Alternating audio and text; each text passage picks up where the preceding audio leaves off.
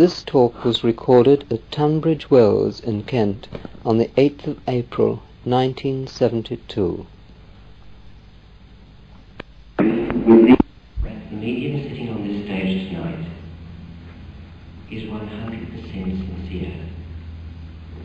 For those of you that have read his book, you will have read of a life of a very ordinary, a terribly powerful man who overcame a lot in his early days.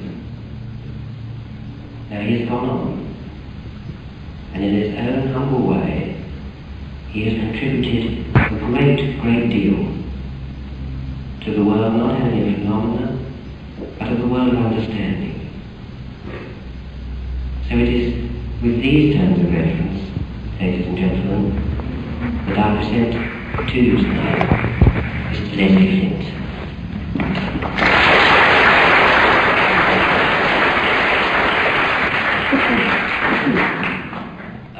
First, I'd like to say very much how very happy I am to be here tonight, and I hope that you will not go away disappointed.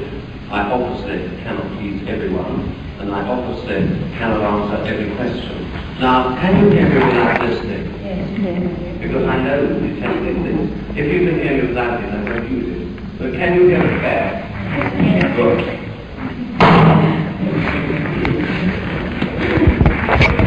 Now, I'm quite sure there must be at least some of you who have little or no knowledge of the subject of psychics, or spiritualism, or call it what you will. In other words, I obviously must expect there are people here who are, by nature and by right, skeptical of the whole thing.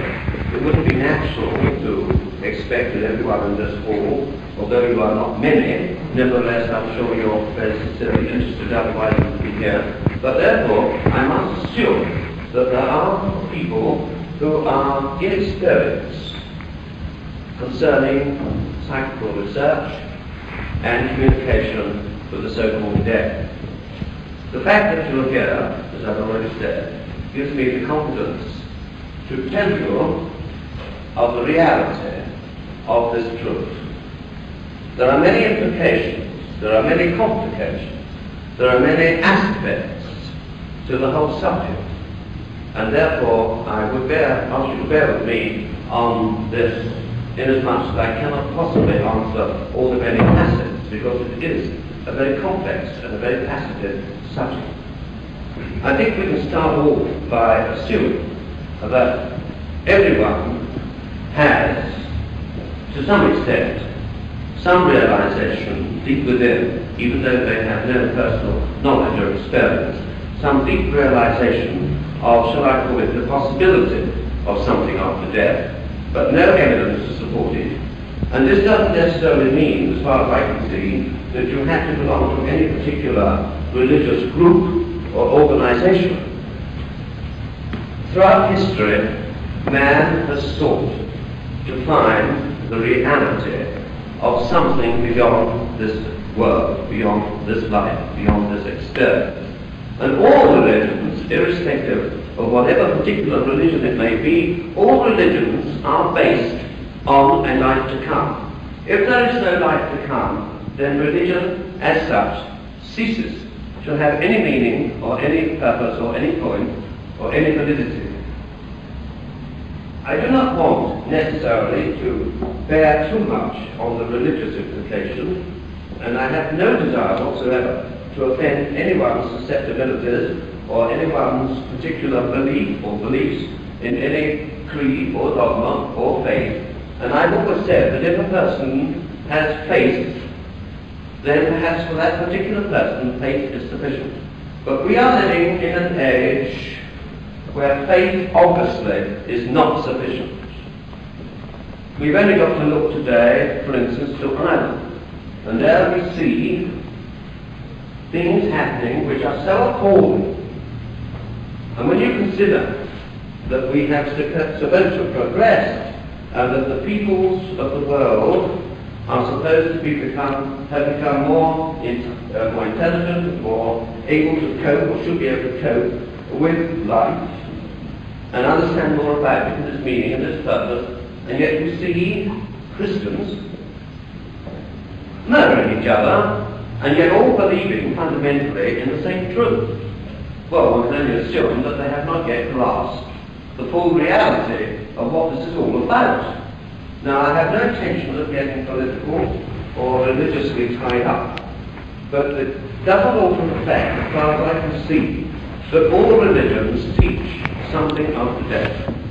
Spiritualists, as such, in sincerity, endeavour, not necessarily all successfully, endeavour to prove the reality of the life to come. I do not suggest for one moment that it is always of the highest order, or that it is always on the highest possible level. I have been involved in spiritualism for roughly 50 years. I've seen every aspect of it, the good, the bad, the indifferent. But the fundamental truth remains that we can, and we do, make contact with entities outside of our world. People who once walked this world, who had their being, they had their loves and their hates, and they too had their ups and their downs and their differences. They had their religious beliefs and disbeliefs, and yet, in spite of whatever may have transpired in the past, these people do, from varying conditions of life on the other side, at times, under certain given conditions, make contact with us. Now, there are people who accept this, who are not spiritualists, who are not necessarily really interested, indeed, rather consider that it's very wrong, as they say, to call up the dead. Well, anyone who knows anything about this subject knows that it is impossible for any human being to call up the dead. This is something that no one has the power to do. I, as a medium, cannot call up the dead. But if a person from the outside of life desires to make contact and commune and give forth some message, it may sometimes certainly it is trivial, then it is entirely dependent upon that person or persons. It has been said that we must test the spirits to see if they be of God. Now, I maintain that you cannot test the spirit unless you get in touch with it. And yet there are religious people, well-meaning, well-intentioned, kind, considerate, and yet deny the reality of this and say that it is wicked, it is evil, and it should not be, and you are tampering, and heaven knows what else they do not say. But the point is that if you read the Bible, you will find throughout the whole of the Bible many, many, many, many instances of the so-called dead communing with the living. Indeed, if you were to take out of the Bible all these instances where the dead have returned and communicated, frankly, you wouldn't have very much left in the Bible. It would become more or less a history book. The evidence for survival is so enormous, and it doesn't necessarily mean that it's only the spiritualists that have this realization. I would go as far as to say that there are many, many people who have had experiences of a psychic nature, of a psychic origin, where they have seen, where they have heard, where they have experienced something which they couldn't understand or explain away by any normal process.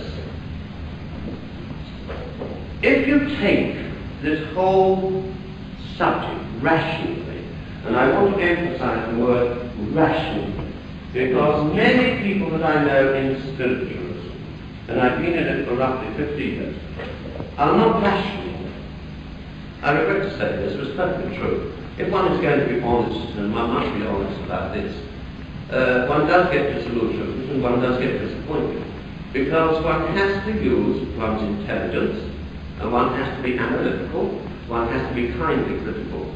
And if you are in touch with the other side, with the other world, then we must do what we are requested to do, is to test the spirits.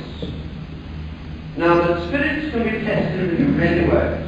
If a woman comes to me who is a complete and absolute stranger, has lost her husband, I couldn't know anything whatever about her or her background.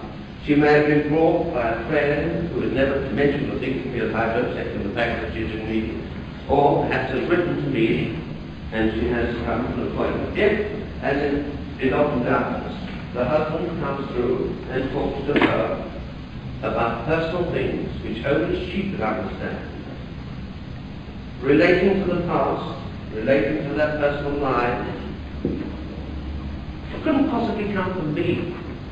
But then again, you get the critics who say, oh, well, of course, she was in great need, she was sort of all very upset, and her mind was very much agog and active, and she was thinking of her husband and thinking of the things that happened in the past. It was telepathy. Always you will find that people will come up with another argument. They'll come up with another excuse.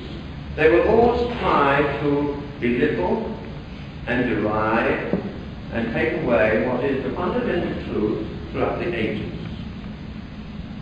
I could tell you stories, perfectly true stories, and some of those stories I've put in my book, which you may have read, some of you. And these stories are authenticated case histories of individuals that have been given information, have been given things which couldn't possibly conceivably, under any circumstances, have been fraudulently produced.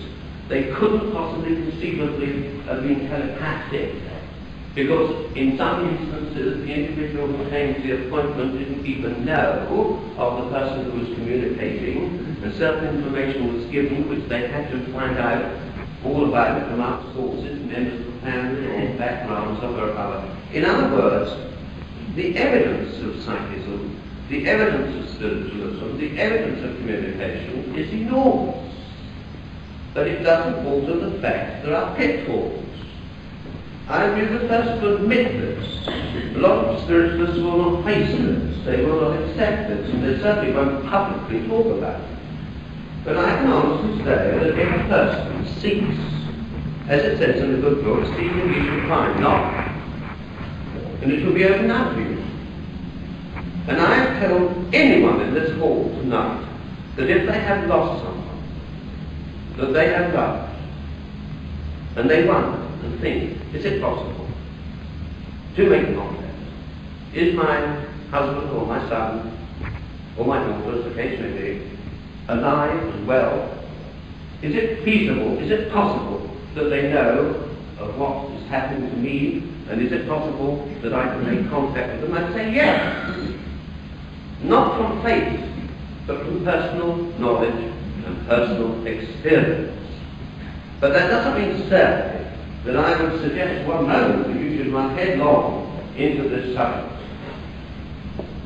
This is a subject which must be approached intelligently, sensibly, and you must not necessarily accept everything as gospel that a medium says to you. Don't forget there are good mediums, there are bad mediums, mediocre mediums. There are people who are sincere, well-meaning, well-intentioned, who imagine that they're mediums. A lot of so-called mediumship can be quickly dismissed as figment of imagination. A lot of it can be put down to wishful thinking. There's no denying that, unfortunately, in spiritualism there's a lot of hooey. But that is the reality. But the tragedy is there are few mediums in the world who have these exceptional powers. I am not endeavouring to put myself on any pedestal. I am trying to be frank, open and honest with you because you have done me the honour of coming here to listen to me. And I assume, and I'm sure quite rightly, that you come with an open heart and an open mind to hear what I've got to say, even if, as some of you no doubt will, and possibly from your point of view quite rightly, dismiss what I have to say. But to those of you here who have come for comfort, for knowledge, for truth, I can tell you, with all sincerity from the bottom of my heart, with 50 years' experience of all manner of phenomena and experience of this subject, It is true. But I go as far as to say that out of 100%, if you get 10% that is true, you're lucky. You'll get a lot of drivel, a lot of nonsense, unfortunately. But this is perhaps unavoidable, because we don't know enough about mediumship. We don't know enough about how it works. We don't know, even I don't profess to know, how my own particular mediumship functions. My mediumship has been tested under scientific tests over and over and over again.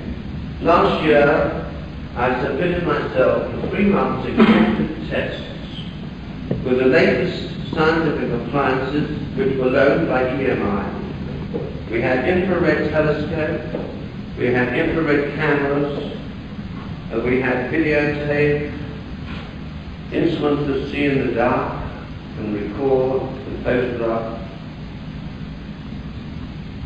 and we got the voices.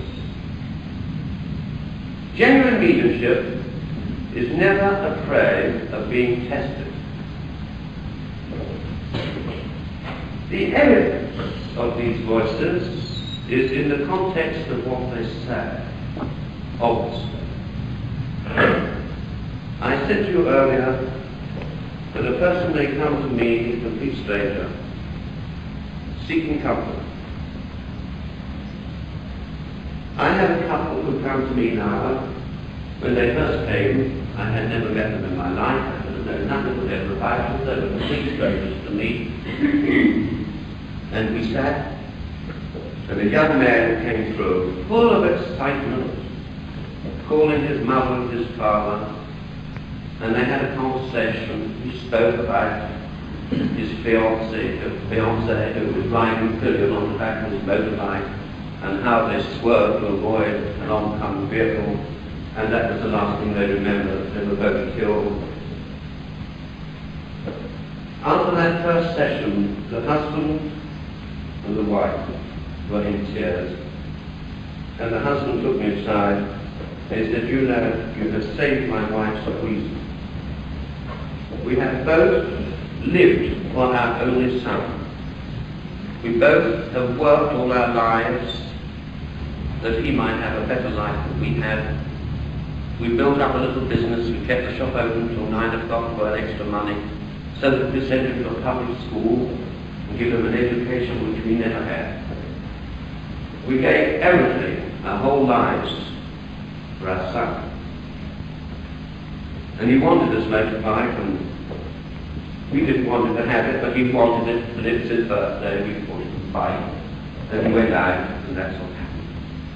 There are 2 people who had lost all hope, all faith, all belief. They had been churchgoers. They went to that church, but they said it was hopeless. The parson just couldn't do anything for them, only a vague hope of something to come. I don't put myself in any question. These people came to me as a last resort, desperate. They had lost everything. They had lost interest in their business. They could have cared less whether they opened a shop, whether they closed it, whether they sold it, or what they did. This is what I want to get over. That this realization that death is not the end. Indeed, one might say it's only the beginning. If we can see this world for what it really is, a training ground. We are sent into this world, sometimes perhaps we wonder why. It seems rather pointless and purposeless. It's of such short duration. It's full of unhappiness with occasional pleasures. We see so much going on around us that we lose faith in human nature. As I said earlier about Ireland, I don't want to get political or religious, but what a sad travesty, what a sad, terrible thing it is that people, calling themselves Christians, cannot come together in love and in harmony and in peace and solve their problems just because they have differences in their religious outlook. All the same truth, but all fighting and hating and loathing and detesting and the intolerance.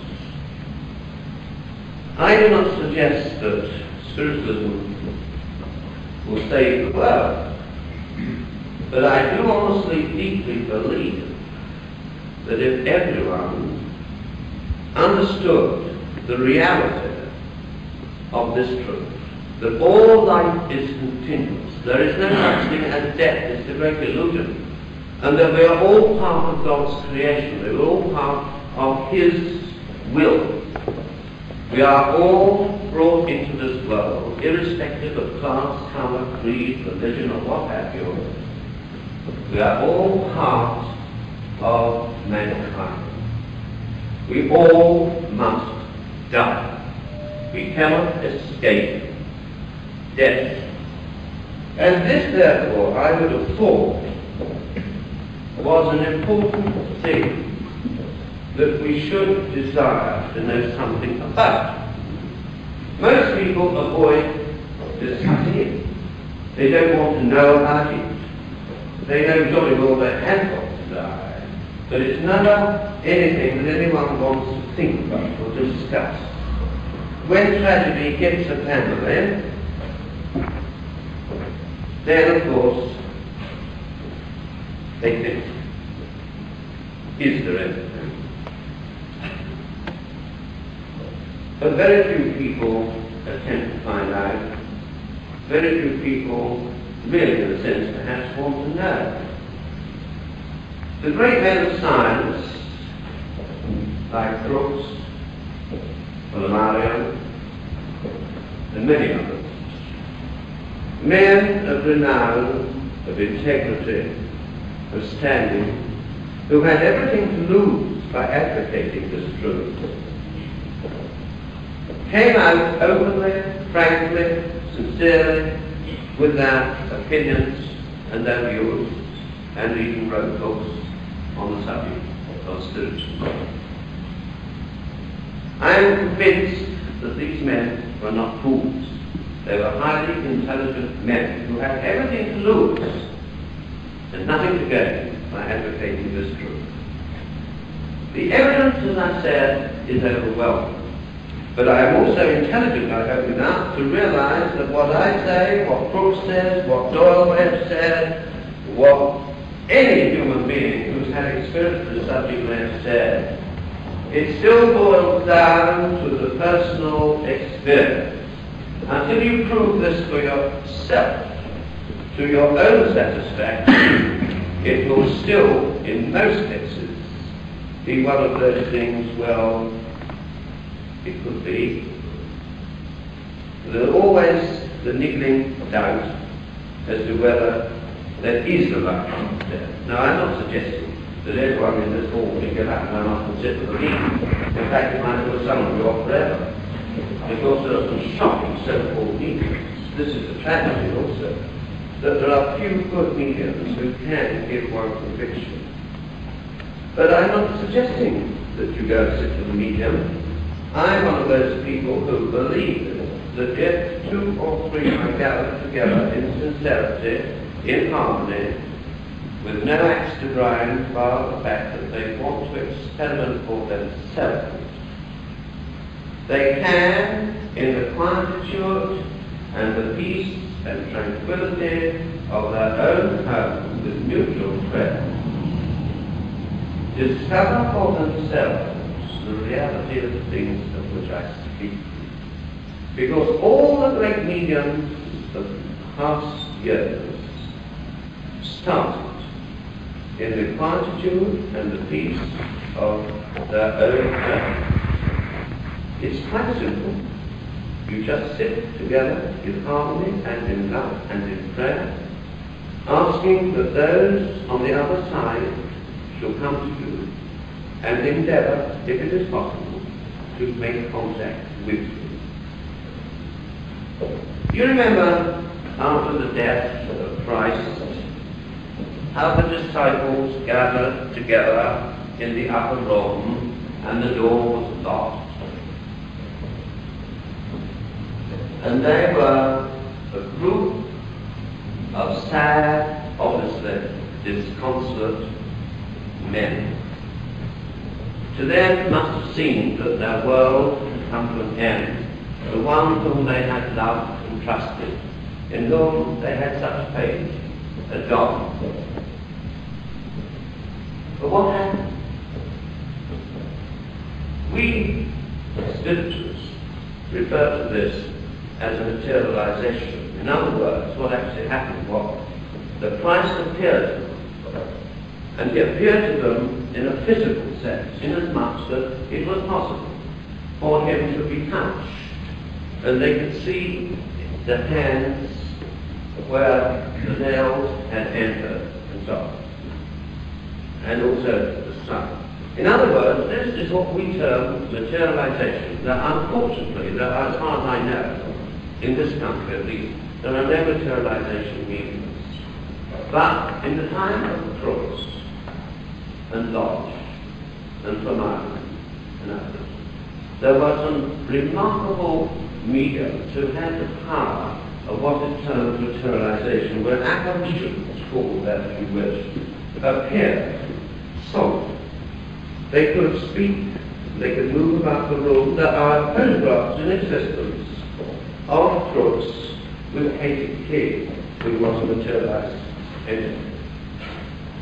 The Bible is chock-a-block full of everything of which I speak, even to the fortune telling, which I myself am not interested in, and I don't advocate, but a lot of mediums, I regret to say, do tell fortunes, and they're working on very low vibration. But that's not mine. But the point is, if you remember, the woman at the well was told by Jesus about her past. Now, one could go on and on and on about the psychic events in the Bible, about Samuel who heard the voice. We could go to the time of Joan of Arc, who heard the voices and was told what to do. And you could come right up to this very moment. There are many instances of people who had psychic experience, maybe people in this room, who are not spiritualists and probably don't even want to be considered, and yet had an experience which they can't understand fully or can't go. What I'm talking about is nothing new. I don't pretend that it is. It's as old as man himself. This is what puzzles me, why religious organizations, mostly in particular, condemn spiritualism, condemn mediums. And yet, if it were not for mediums and people of like tongues, there wouldn't have been any religions. Every religion that you can mention was brought into being by communication with the so-called dead. Doesn't matter which one you take. And basically, they all have the same golden thread of truth running through. If there's nothing after death, religion ceases to have any point, any meaning. It's pointless, useless, stupid, nonsensical, and we might just as well do exactly what we like, how we like, and not care a damn. All religions teach life after death. But unfortunately, I don't know of any religious body, group, organization, sect, call it what you will, that demonstrates the reality of it. They all vaguely talk about the life to come. Some of them make statements to the effect that if you have done what they think you should have done, or what falls in with that particular creed or dogma, that you will be all right. But they can't prove a thing. They don't lift a finger of evidence. In fact, I go as far as to say that if I had to select any religious organization that at least does make some attempt, or at least is on the right track, I'd say the Quakers. The Quakers sit and wait for the Spirit to descend on them. Before I became involved, if you like in spiritualism. I went to several Quaker meetings. I've been going to also. I was searching for a very long time for truth. I went to this denomination and that denomination. I went to this church and that society. And somehow I didn't feel that they had what I was looking for. At least they didn't prove anything. They talked a lot, but they proved nothing. And I went one night to a Quaker's meeting, and I was quite astounded. There was these odd bods, as I thought then, all sitting on their little stools or chairs, and there was no form, no ceremony, nothing. No prayers, no hymns. I thought this is the oddest thing I've ever been to. Then all of a sudden a man shot up in the air and started to expound, and he was quaking all over. I thought, whatever's happened to him? And then something happened to somebody else, and I found it rather extraordinary. Anyway, I went out, and as I went out, the old man, who's been shaking, and who'd given a quite remarkable talk in a very cultured voice, I walked down the road with him, because definitely he lived somewhere in the same area as I did. Anyway, I walked with him, and I was so surprised because he was so blind. I thought, well, he didn't talk like that when he stood up. And I got talking to him, and it was quite evident he didn't know what that deuce he'd been saying. He had obviously been taken over. In other words, he'd been in a kind of a trance. Read the Bible and you'll find that this goes on over and over and over again, where people are taken over, where they speak in tongues. Of Paul, we're told about the various psychic gifts, the diverse gifts of the Spirit, the speaking in tongues, the laying on of hands, and so on. What I'm telling you is not against any religious body or group. It's really supporting what they preach. But the tragedy is the church doesn't want to know. If every church had a good meeting in its pulpit, they'd be packed every Sunday night, because they would be taken over by the power of the Holy Spirit. They would be used, they would be giving forth the wonderful, glorious truth of life eternal. They would be doing a tremendous thing which would revolutionize and rejuvenate. But the church turned its back on truth centuries ago. Centuries ago, when they became involved in power and politics, when they built up creeds and dogmas, rules, regulations, and out went the truth of the Spirit, and in came the financiers. Didn't Christ go into the temple and serve them all out, so that he can't come back and turn around now? Although a lot of the churches are closing down. I live right next door to a church, and if that man has 10 people on a Sunday, he's got a ball. But it shouldn't be like that. That church should be packed with people who understand the reality of what I'm trying to tell you. And it shouldn't be in the hands of people perhaps like me. I believe sincerely that we have within ourselves the power of the Holy Spirit.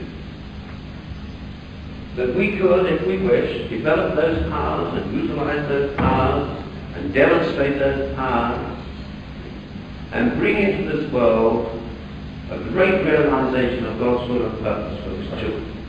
This is the basis of what I sincerely and deeply believe. That I realize that we are all imperfect, and that none of us can hope to always achieve many of the things that we hope to do or set out to do.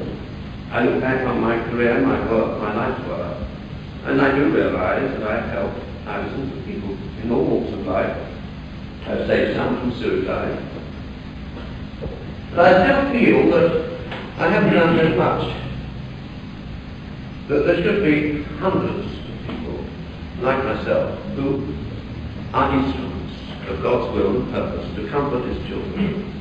I believe it is intended that man should be comforted, that man should be given the understanding of the reality of God's will and purpose, that we have a power within ourselves that transcends all the materialism we see around us and about us, that we are truly spiritual beings in embryo, which we could develop and evolve And we could change the world if there were enough people who understood these truths. This is what, of course, what a church should be doing. And I don't necessarily mean just the Christian church. I'm talking in a wider sense that all the religions, all the organized religions of the world have this basis of truth.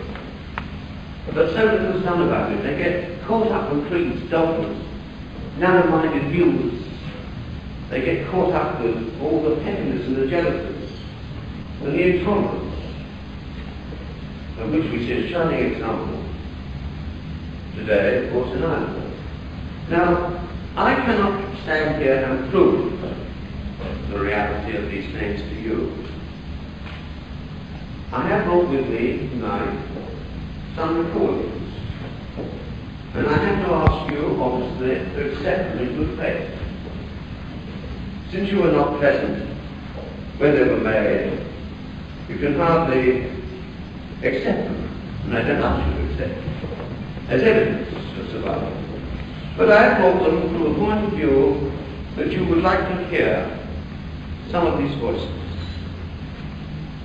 And the only thing I will say in regard to them is that these voices that we have received and tape recorded, and these are only extracts of hundreds and hundreds and hundreds of tape recordings, some of which were made under test conditions, that these voices are in themselves explanatory. They are individual voices. They have great personality. They differ one from the other. And it would take, I think I can rightly say, the most brilliant of actors to be able to do, quite very crudely, all these different voices, of which I think there are 5 I brought tonight. But these are 5 out of hundreds of different voices with their idiosyncrasy of speech, where it existed, when they were on earth, with their own manner of speech, with their own form and delivery, with their dialect, if it was so, in life, and personality oozing through. Anyone with any common sense would realize that to do this artificially, or to do this fraudulently, if you like, would have to be a consummate actor, and in consequence, a fortune in the theatre. I also remember many years ago, after I'd given the stone to some very famous people in the theatre, among whom was Lady Field, Duchess Lily. She'd just been that night on a radio program, and we had this sitting, and I'd never met Peter before. And her son spoke to her, and he'd only just fairly recently gone down, I think it was in the book. And there's other people came. Oh, what's that? I do remember. One of the other people who came was Clara Neville Davies, who was Ivan Neville's mother. Clara Neville Davies had been through to us several times previously, begging us to get into touch with Ivan.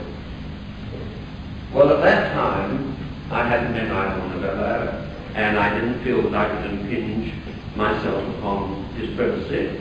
I felt that if it was to be that he was to receive this message from his mother, then the way would be made okay. Anyway, getting back to this particular night, I had this Clara Neville Davies came through, among others, and begged us to contact her son.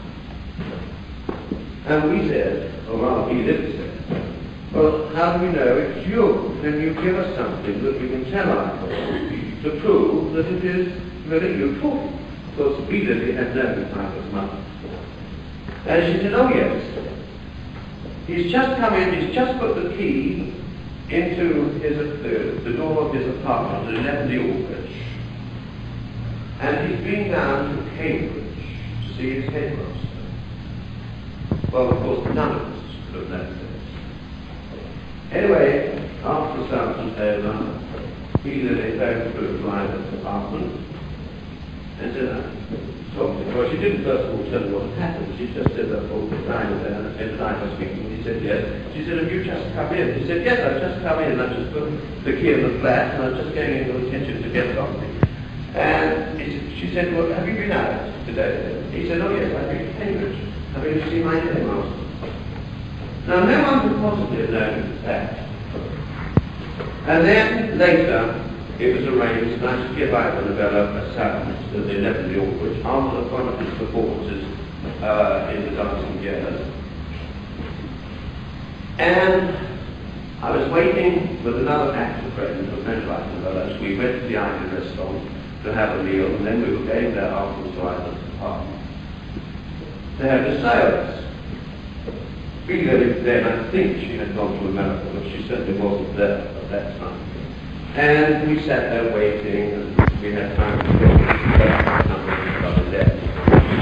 And there was a phone call there for my friend. And it was Ivan. He called the whole thing off. He got cold feet. So we didn't have the service. A few weeks later, it's a long story. A few weeks later, over the paper, the headline. Ivan Novella was in trouble through running his car with petrol, which he wasn't supposed to have. Some of you older people here will know the story. Now we knew why Novella Davis desperately wanted to talk to her son, but she would not tell any of us what she wanted to say. She said, it's something personal and private which I want to talk to Ivan about. I always have maintained that if Ivan had had that sitting that night at 11 Aldwych, he may never have gone to it. Now I'm going to play some of his voices. The first one, I have to look at, I've got several additional recordings, and I have to make sure when I'm playing. The first one is the voice of Mickey. Now, Mickey is a little boy who comes through at our sandwiches, who was a mill of cotton. He used to sell newspapers at Hampton Town outside the tube station. And I could go into such an old story when I was a boy. But we were able eventually to prove the reality of things that Mickey had told us about his background, his life, etc. Anyway, the first voice is Mickey. Contact someone. Well, it's like this. You say, how do you contact? Well, the point is that you cannot enter into a state of being until you yourself have made it possible by your evolution or your development, which means to say that you can go downwards into other spheres which you've already come from. In other words, there's always a returning to Earth and the being able to link up with Earth and, of course, communicating under certain conditions. But you cannot enter into a higher state of being until you yourself have made it possible by your stages of evolution. This is what people don't understand. I think a lot of people think, for instance, that they come and have a circle or a meeting and they say, oh, well, Mickey can go and fetch so-and-so or he can get so-and-so. But that's impossible. I mean, I can't sort of go paging, as you call it, like an hotel page, saying, I want to get old Mrs. Florence so-and-so, who died and all the rest of it, and page all the different spheres to find her. I mean, the point is that when people come to a circle, like you people come, if your mother or your father or your husband or your son, whoever it is, or a friend or relation or some distant connection comes with you when you're in the circle, then I can see often these people, once they come onto my vibration, then I can get some contact with them. It's not always a clear-cut one, but often I get certain information and I say, well, this could be very interesting or helpful, and I then get the message over to you and tell you there's a lady here who says she's so-and-so, or a bloke who says he's so-and-so, and gives certain information, and then when I feel that I'm on the right track and the contact is made, then if I will pass on their message, or if they can't, they come and pass on their own message in a direct sense, as far as it's possible.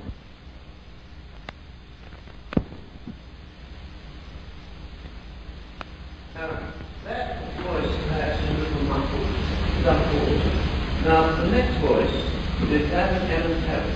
Now, I don't suppose anyone here is old enough, or obviously not, to remember Ellen Terry.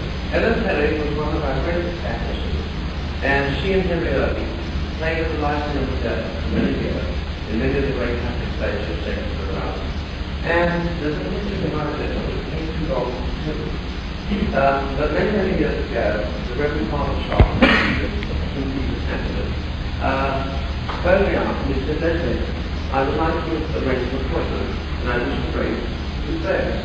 I said, all right, by all means, and the appointment took place. And a very elegant, a very marvellous lady came down the staircase. I had never seen her in life. She must have been there about getting on for 8 years. And with her came a much younger woman, who I'd never seen after. Anyway, a long story short, we had the sitting. And a beautiful voice came.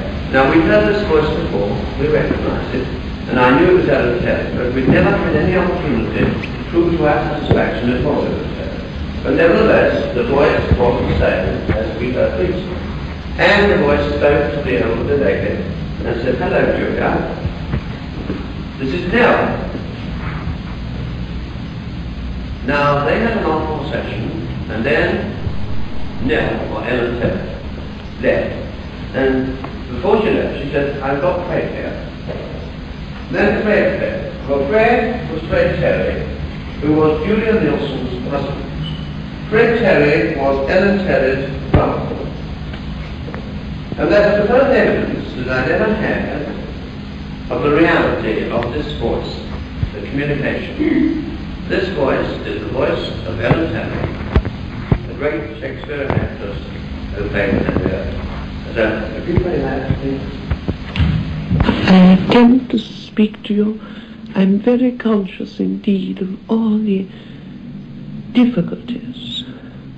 I don't think it's possible for anyone on your side of life to realize how very, very difficult it is. Endeavouring to converse, endeavouring to convey with some clarity one's thoughts, endeavouring to enunciate words under such strained and difficult conditions. I'm quite sure, of course, that it has never been satisfactorily explained to you, and for that matter, I'm quite sure that no one on this side could ever hope to do so. The difficulties are tremendous, and I suppose the extraordinary thing is that we are able to speak at all, to convey anything at all. As I'm talking to you, all around and about are numerous souls, some whom I know not, others I know, yet all have come with a desire, if not to personally communicate, to convey the power of their love to earth, and to you in particular, because of the work that you are endeavouring to do.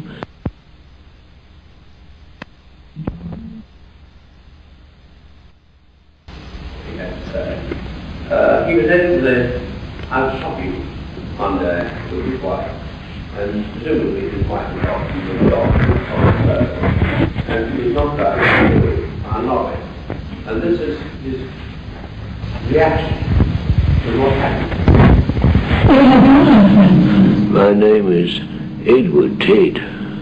Ted? Ted. And what's your surname? Pardon? What is your surname? Oh, my surname. Yes. My name is Edward Butler, Ted Butler. Yes. I've been here now quite a few years, you know. I came here, 1923, I think it was. Yes, it must have been 1923. Yes, it was, 1923. That's a good few years ago now, isn't it? Yes. I didn't have much time for this sort of thing. In fact, I didn't really know anything about it. My old woman, she was inclined to this sort of thing, but I didn't take too much notice. I just discarded it as a lot of old woman's talk, you know. She used to go to meetings occasionally. Used to sometimes tell me bits and pieces. I said, "Not a rubbish." Here I am myself, talking to you from here. So I'm placed in the position, you might say, of having to accept the fact whether I want to or not. I must admit I'm very glad to be able to. I'm very happy. I can't understand why now. Of course, people don't all realise this, and why there's any prejudice about it, I haven't any idea, because it's the most natural thing to live after what you call death, you know.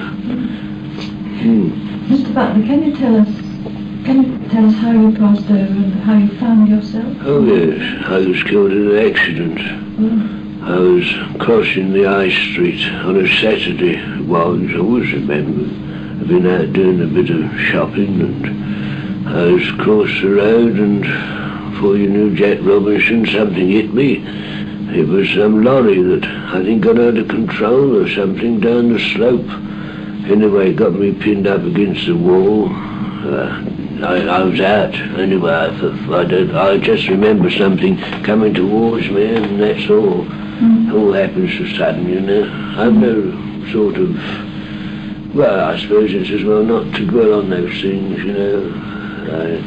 The old girl, she naturally at the time was in a proper state. She got married again some few years after. I don't blame her, why shouldn't she? I mean, there's not much point. She was not quite, well, she was about 53 or 54, I think she was, May was. And but how did you actually find yourself? I mean, how did you actually find? Yes, what sort of conditions? Well, I don't know. All I know is that I saw a crowd of people all standing, looking down at something, and I had a look with the crowd, and I looked and saw someone who looked exactly like me. I thought, well, at first I didn't realise it was me. I thought, well, that's a coincidence. That fellow looks the same as I do, exactly the same. Might be a twin brother. It was me, of course. I didn't get cotton on at the time. And then I realised that my wife, who was there crying her eyes out, of course, she didn't seem to realise I was standing beside her. She was making such a fuss, and how do you do, of course, which was all very natural, I suppose, naturally, but she didn't seem to know I was there. I thought, well, this is the rum do, this is. And anyway, I put the body in the ambulance, you know, and the wife got in, and some nurse or some woman was there, I think she must have been a nurse, and I actually got in with the wife and sat in this ambulance thing, and she didn't seem to realise I was sitting there at all, and gradually it came on me that was me lying down there, and I was sitting there as right as rain, you might say, but the wife didn't seem to cotton on to the fact I was there, and I went to the hospital, and then of course they put me in the mortuary, and I didn't like that at all. I didn't fancy that, so I got out of that quick and went home.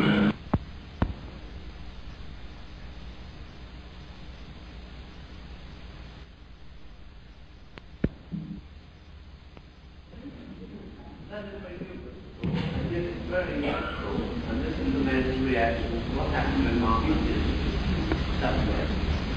Now, I don't want to take up how it's possible, but in other words, like the man who last question, I'd like to people asking questions, and I'd like as far as it's possible to answer them. I don't necessarily suggest that I cannot call your questions, but if it's in my power to do so, I'm quite prepared to answer them. I don't mind what kind of questions they are. If you like, as aggressive as you like. I'm here to try and help you.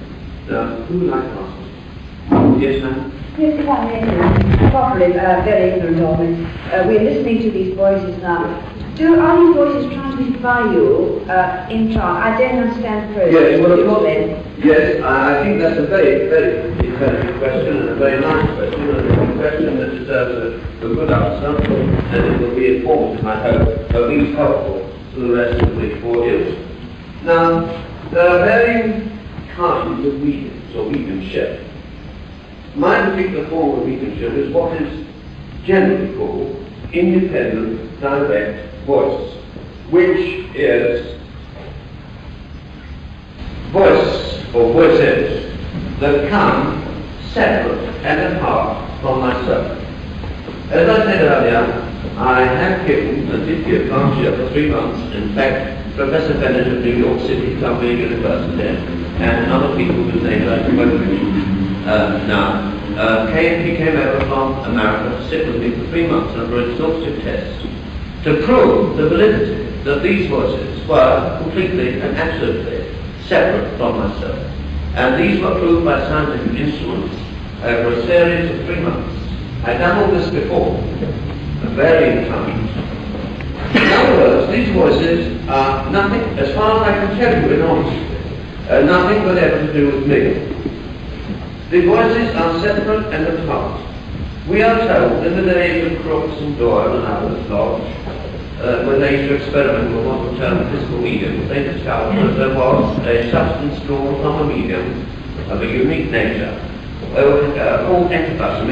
It was a term that was given, which is a substance, which is a life force, which we are told the other side, or people on the other side who manifest, who wish to come and connect with us, particularly certain scientifically minded people on the other side, utilize this substance to create or produce what they term a replica of the vocal organs necessary for speech, which enables people, so-called dead people, to transmit that thought via this artificial voice box to us so that we hear their thoughts audibly, created, if you like, which is true, created or recreated artificially.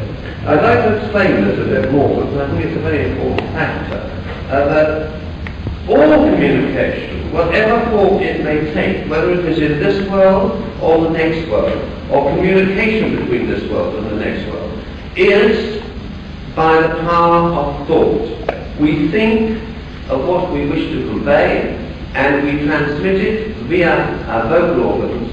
We vibrate the atmosphere, we create sound, and we are heard. That which we are thinking is transmitted, and we are able to hear. This is what the people on the other side do, transmit their thoughts via the artificial voice box, created temporarily in the science room to make audible their thoughts.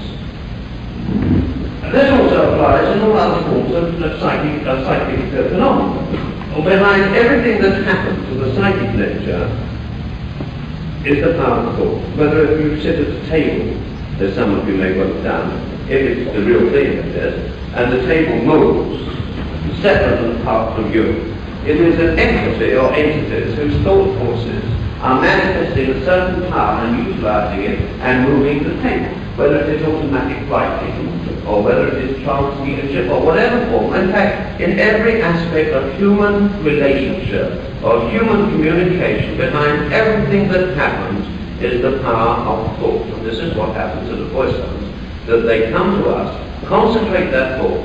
It is then pushed through, if I can put it like that, in an artificial way, or reconstructed by this voice box, and we hear what they are thinking or trying to convey. This opens up all sorts of complexities, but it would take hours to go into it. I don't know if that really satisfies, but I could go into this very deeply, but it would take such a long time. But that is, in essence, what happens. Now, one thing, do you go into trance while this is happening? Well, I'm one of those mediums who always say I'm jolly glad I don't go into trance. I like to be normal, I like to hear what is being noted. I like to hear what is being said. I will admit there are odd times, very rare occasions when I go into a trance, but it's so rare it's hardly worth mentioning. I'm usually very normal. I hear what's said, I listen to the voices, I listen to the questions that the sitter or sitters may ask the spirits, and I am often heard to to speak at the same time. Sometimes, because I suffer from a chest condition, I cough, I regret to say, and that's a bit of part of a nuisance because it can cut right across the voice that's speaking. In other words, if you hear some of these recordings, not necessarily the ones I got here tonight, you'll not only hear perhaps one or two voices speaking, but you'll hear me speaking, or you'll hear me coughing, or asking a question. I mean, these voices have been proven scientifically to be separate and apart from me. I'm not suggesting it doesn't raise other issues. There will always be individuals who will always try to find an excuse or another explanation, much more complex and much more remarkable than the actual facts. But the point is, I do not go into the trances, I talk to the voices, and as far as I'm concerned, I've got a kind of doing the trances. I sometimes think some of my best friends life. And that if you set out the wrong thoughts and the wrong sort of attitudes, if you yourself are a particularly unpleasant character, and you don't do what you know you should do, in other words, if you don't try to behave in a decent manner, then it is quite possible and likely that you will attract to yourself or be in touch with and communicate with entities who are not particularly nice people. Same as in this life, you can mix with nasty people and not such nice people, so you can, if you want to, perhaps even almost unconsciously, but nevertheless you can contact entities who are not particularly nice. But I also realise that there is something even people that it is possible, it has been known, for people who are not necessarily spiritual support or mediums or want to be mediums. There are people I have known, you have known, we've all known, of people who go into mental asylums through religious mania and who are possessed. There's no doubt about it that there are entities from the outside who are earthbound souls who are clinging to the earth who, for some reason or another, want to do something which is not pleasant. Maybe they're punsters, they're tricksters, maybe that some of them are people who want to have a go and see what they can do. Of course there are bad on the other side, there are stupid people on the other side, there are mischievous people on the other side, and it is up to ourselves to protect ourselves against bad influences. But we must also remember that it has been said that you should use angels charged concerning this. And if you lift yourself up, and you open up yourself to the higher forces, to the good forces, then you have nothing to fear. You will be protected, you will be guarded, and any untoward happening will not happen. And also I'd like to point out here, which is prevalent to some extent in spiritualistic circles, I regret to say this, but I think it's speaking the truth. There are people who are under the impression or hallucination that they are being used by entities from another world. And I have known of circles where somebody has supposed to have been possessed.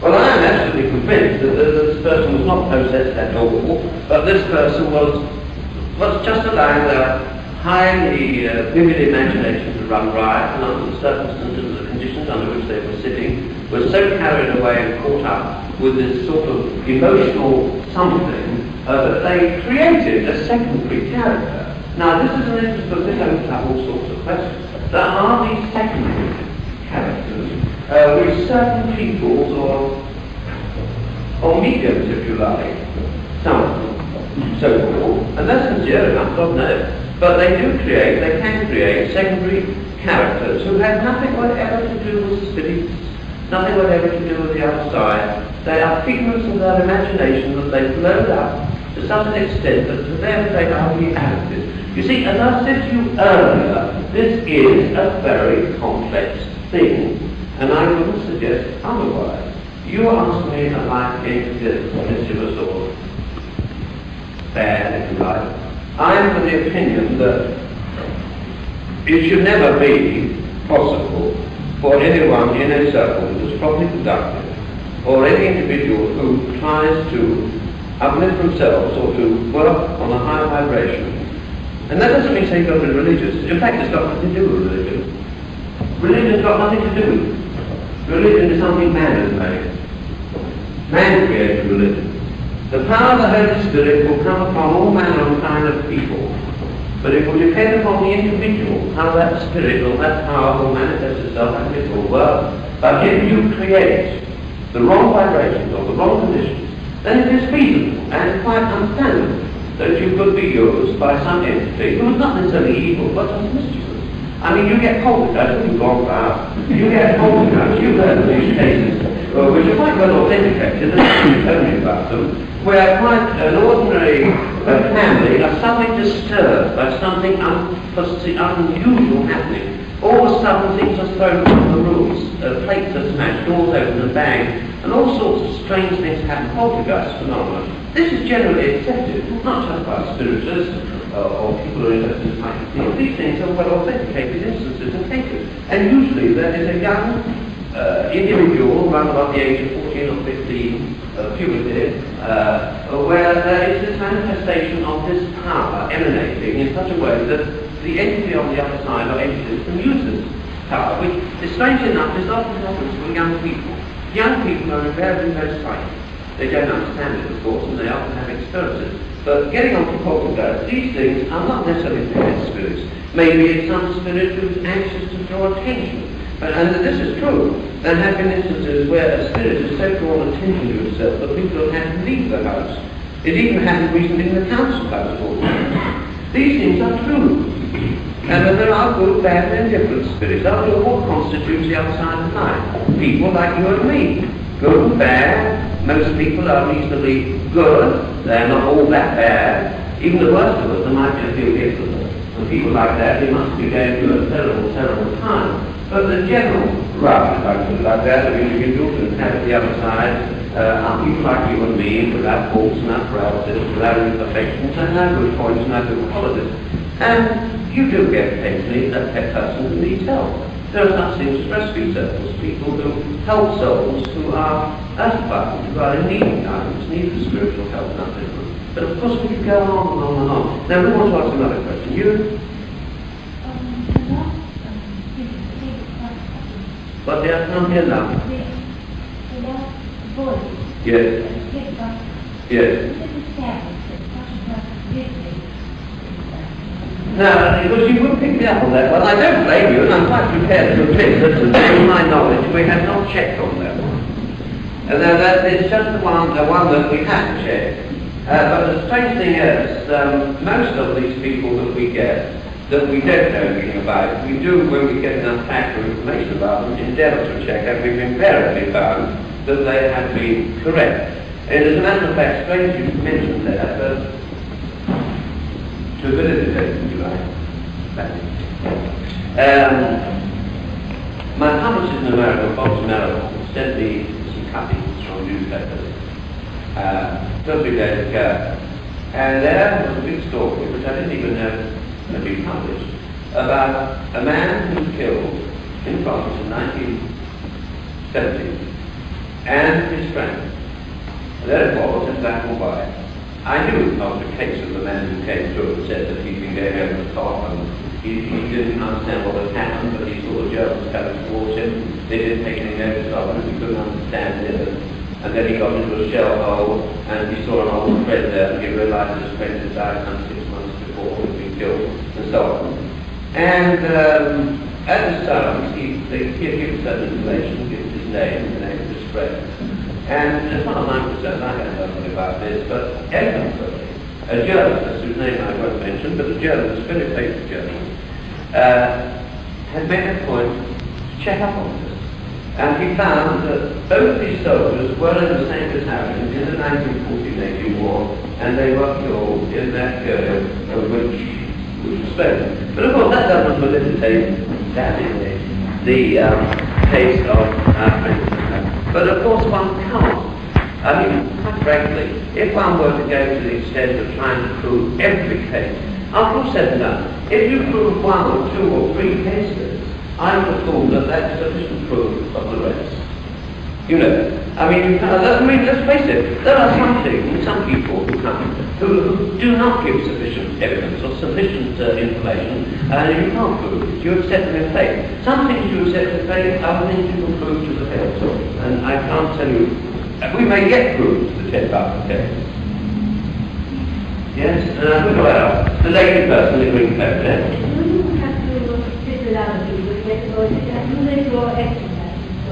Well, it is essential. I say no, it's not essential, but I do sit mostly, obviously, with other people. I do not sit on my own.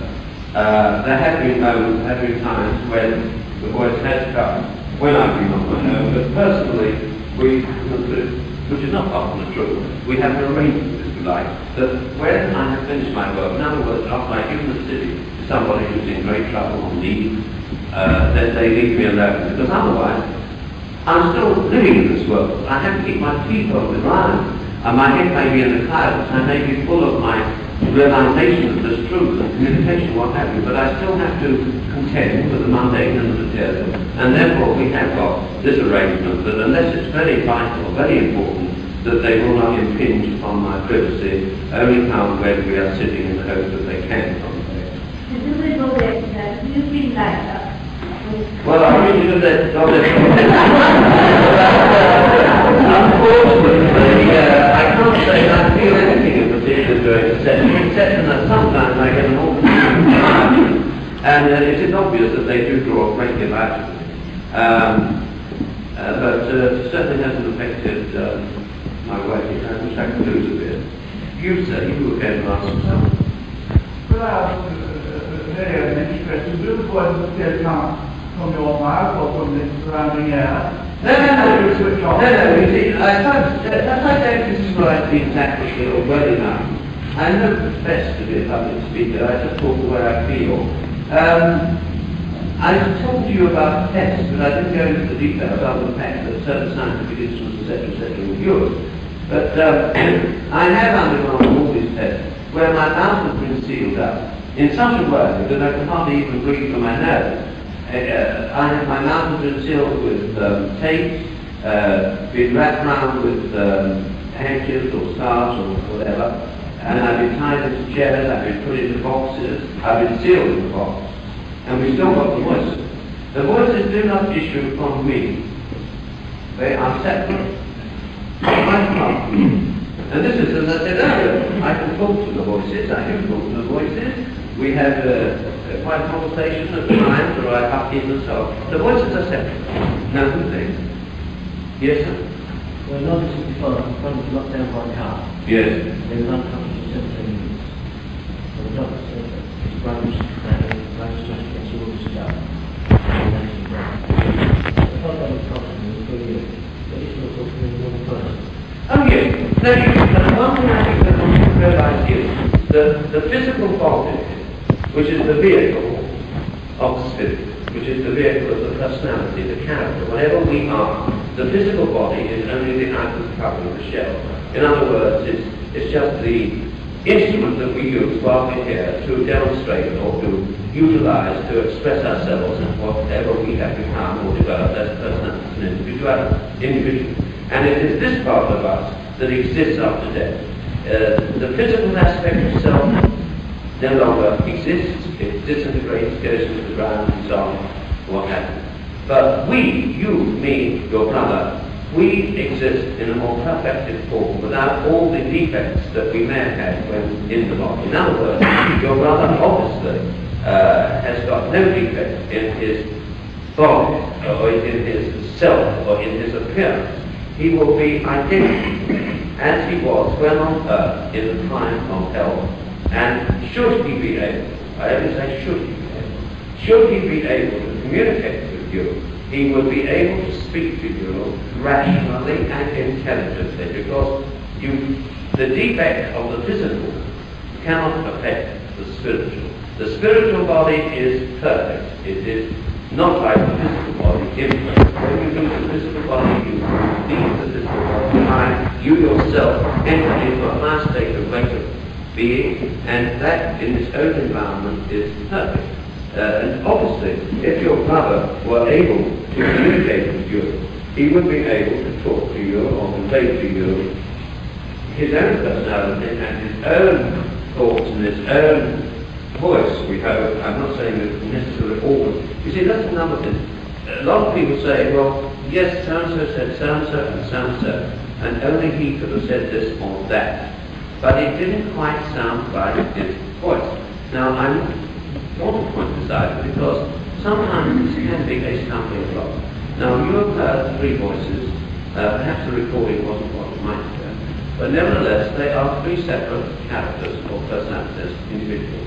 But sometimes when a person is first trying to communicate under stress and difficulty, emotion, they find this difficulty is such that they are not able to get over as well as they would wish. And perhaps in the first instance, the voice is not identically exactly the same. I think this is understandable. I think if someone rings you up, say from California, and says, "Hello, this is Fred speaking," you think, "Fred, well, you probably know the Fred music." And you think, "Well, that sounds like that Fred." But you've got to bear in mind that there are mechanics involved in this. They may be difficult to explain, but quite often the person will come through and their voice will be very, very, very like themselves, as you knew. But other people, you think, "Well, it doesn't sound like that Fred," but, But this is to be expected. Everyone who communicates has to use this artificial voice box, which is of tentative nature, and in consequence they have to learn how to adjust themselves and how to use it. They have to be calm, passive, not over anxious, not too emotional. And once they get accustomed to it, then they assert their personality, and then the personality comes over. But anyway, I think I've rather gone a little bit further in your question. But I'll tell you one thing, that I am perfectly sure that your brother is well and is happy, and I'm quite sure that he will, in his own time, given the opportunity, try to prove the reality of his life. I didn't necessarily say it through me, it may be through some other medium, or it may even be in the privacy and the quantitude of your own home. But I am convinced that your brother is not dead. Physically he's dead, you don't see him, you don't hear him, but he is as alive, more alive than you or me, because he has got rid of this flesh, this encumbrance, this material aspect of thought and condition in which we sit, and he is out of this environment. But his mentality, his personality, his character, and all the things that made him your brother exist. Now, who's next? I can't answer anyone. Yes, Get contact with people. this is an interesting point. It has been known, and it has happened, that occasionally a medium does get in touch with someone who is not yet dead. Now, we've had this experience, and we have, on investigation, discovered that a person has been in a coma, or has been under an anaesthetic, which suggests, and I think this is true, that when a person is in a coma, or under an anaesthetic, or is seriously ill, or is asleep, the spirit can leave the body temporarily, and it is possible for it to communicate at a distance.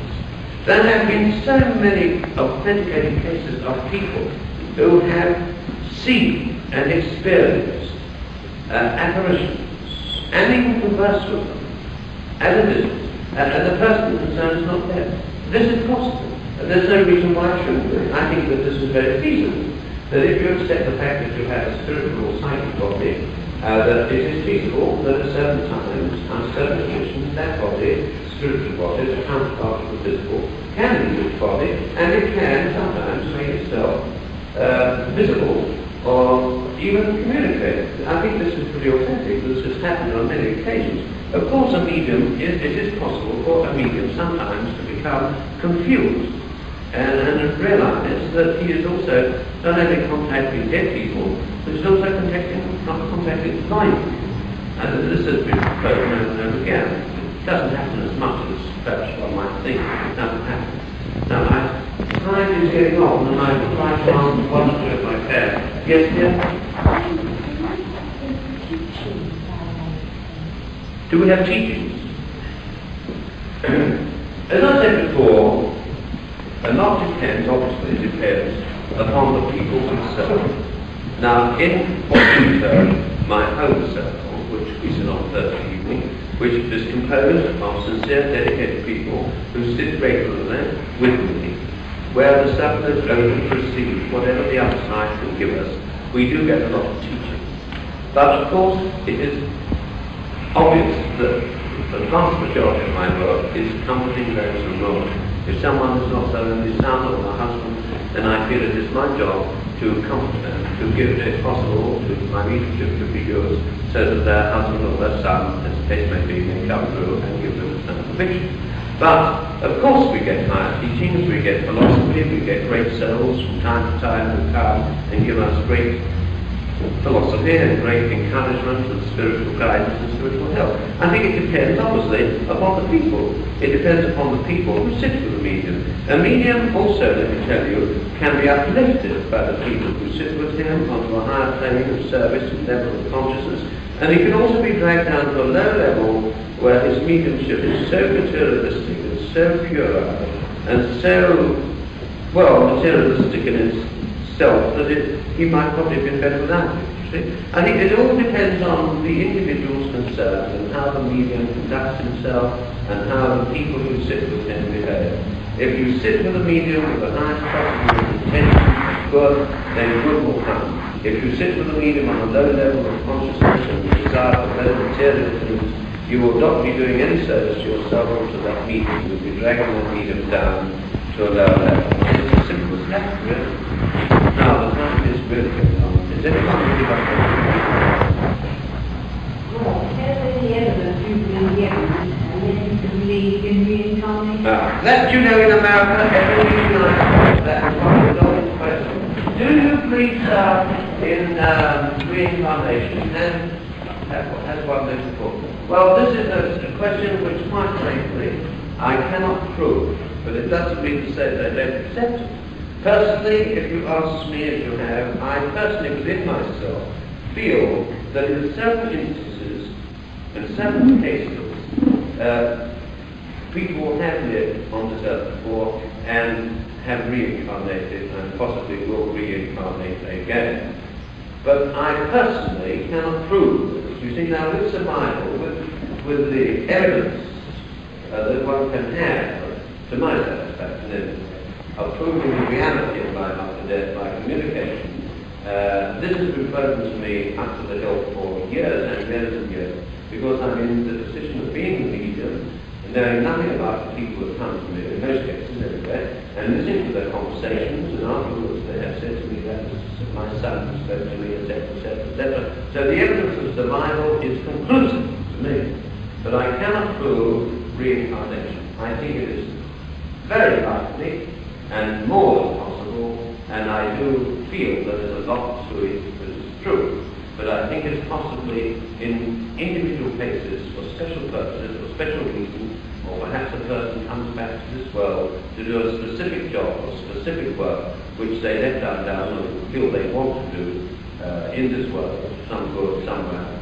But I can't prove it. I think it is more than possible, but I can't. Very offshore, because it's so difficult when you hear of fair cases and you think, oh, well, I'm a happy life, and it's extraordinary. This person has been burdened by one thing or another. And the only way I can sort of think is, if it is karma, if it's voluntary, takes it on because he's got that he has to have that experience. That is reincarnation. Yes. Check the way of doing it. Well, of course it may well be. I really quite honestly don't feel that I'm in a position to answer that question. Yeah. But I do believe that there's some truth in this is not reincarnation.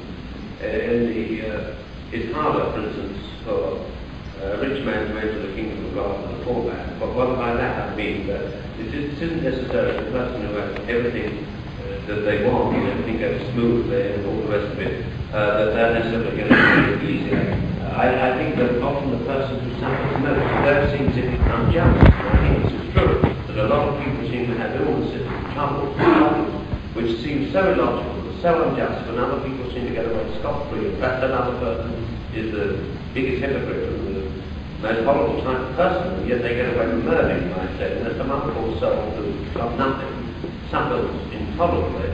It all seems unjust, but I don't think in the scheme of things that it is necessarily so. I think that we have our tests here that are given to us to undergo, that we have to learn through hardness and experience. And perhaps who knows, perhaps those of us who have such a terribly hard, difficult, horrible time here, perhaps we are building up something which the rich man or the person who has everything might envy. But this is not reincarnation. I don't rest in any answer to that question of reincarnation. Well, I think I could do one more before we get further down. Evidence to consider of someone who was genetically defective or perfect from birth, unable to develop a personality where he wants to. Well, of course, I know what you mean. They do not have an opportunity to develop a personality in that particular physical body that they have been born with and have to inhabit possibly for the rest of their life. In other words, they are inhibited from birth to develop any of the qualities or the arts or whatever it may be that human society can develop under normal conditions. This is unjust, of course, but I feel that we do not know how much that mentality, that personality, may be developing in another sense. And who knows that possibly because of the frustrations and the difficulties and the problems that they will have to face as they get older, learning to overcome them, and in consequence perhaps, and I look much sure this is more than likely, that they will, because of all these defects and all these drawbacks and all these agonizing things which must enter into that soul, they will possibly become even better people. And who knows that perhaps they have, as I've been here, I don't know, chosen to come back in that way. I don't think so in a sense, not in this instance, in this case. But then again, I would like to go into a further, deeper issue about this, but it has been said, and I think that is understandable, which is not intended to be unkind, but it has been said that the sins of the fathers fall upon the children. This all seems, perhaps on the surface, illogical. Why should an innocent child suffer for the faults, if not of its parents or its grandparents, or for some interference with nature by doctors or scientists, etc. In other words, if we can accept the fact that we are all caught up in living, we are all caught up in the human race, we are all part of the same spirit, if we can see ourselves, though we like to feel, and we are, of course, individuals, when we develop our own personality, this is one of the main reasons, obviously, why we are put into this world, to expand and develop and grow. At the same time, if we can see the logic that we are all part of the same spirit, so what we do to another, we are doing to ourselves. If we do something that is stupid to affect someone else, whether it is by some scientific process where a child is born crippled and mad through the stupidity of science, then perhaps in a kind of way we are all suffering. The mother and the father, the scientist, the child, the family, the whole of the world suffers. It may well be, you might say that a lot of people couldn't care less, didn't have to read, so why should I work? But it doesn't alter the fact that until humanity realizes that what animates you and what animates me is the same spirit. It's the same spirit flowing through all of us. And if we do something here or there that is not good, that is not right, that is not just, then our sins must fall upon others. It may seem illogical, but it's probably because we don't see the truth. And what is the truth? As I see it, it is the universal spirit that flows through all life, manifesting itself through all peoples, irrespective of class, colour, or creed. And if we realize that we are all part of this living essence, that we are all evolving and developing to some extent, some aspect of this self-same spirit, as individuals and personalities, if we realize that we're all part of the living God, and that we strive to become a little more perfect, a little more worthwhile, if we forget ourselves, this is the important fact, if we forget ourselves in love and service, many of these imperfections, many of these things that we find are difficult to bear, many of these things we do not understand, if we see ourselves as part of a living spirit, and that which we do unto others will affect us. In other words, if we follow the maxim, do unto others as you would be done by, realizing that we are all part of God's creation, then I feel that many of our answers will be answered. Now, I think I'm sorry if I'm not answering all your questions. I tried to explain as much as I could, and I very warm, very kind audience. Thank you.